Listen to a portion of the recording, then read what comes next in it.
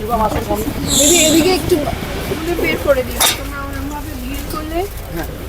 আমার রিয়া চায়, আমার জামাই, সব বন্ধুরা বাচ্চারা এসেছে।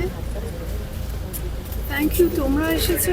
সরি যে তোমাদের এরকম করে ব্যারিকেড করে দিয়েছে, ওপরে আমার একটা জায়গা নেই।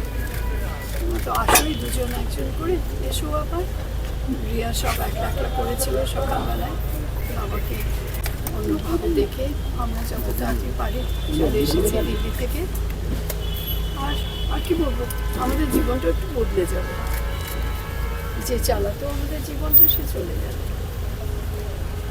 বাবাকে মিস করবো, আশা করি এখানেই ছিলাম, কিন্তু এইসব তো ইনএভিটেবল, ডেথ ইজ ইনএভিটেবল। আমার কাছে এটা খুব একটা বিশ্বাসযোগ্য, মানে কি বলবো, আমি একটু মানে ঘাবড়ে গেছি শুনে।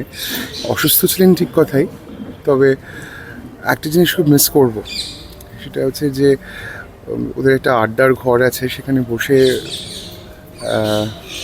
দ্য চয়েসেস অফ ওয়াইন খাওয়ানো এবং একের পর এক আমার গলায় গান শুনতে চাওয়া।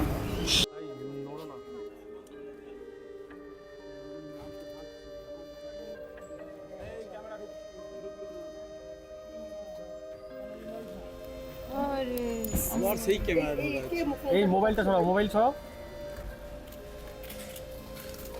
দিদি দিদি দিদি একটু